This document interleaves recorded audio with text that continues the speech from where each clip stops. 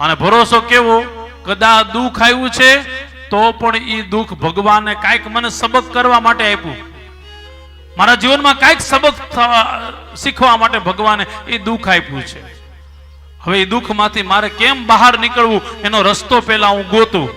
અને યાદ રાખજો, દુનિયામાં કોઈ એવી આટી ઘૂંટી છે જ નહીં જેનો રસ્તો ન હોય.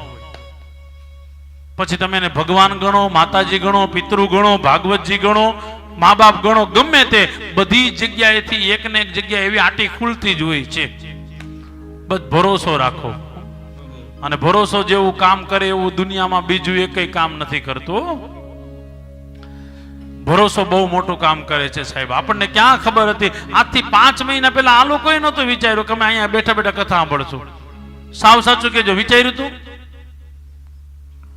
અરે અમે નહોતું વિચાર્યું, કારણ કે અમારે આ મુહૂર્ત તમે મુંબઈમાં આપ્યું હતું, પણ અમે અહીંયા સવારમાં ઉઠીએ એટલે અમારે કોલર ટાઈટ કરીએ.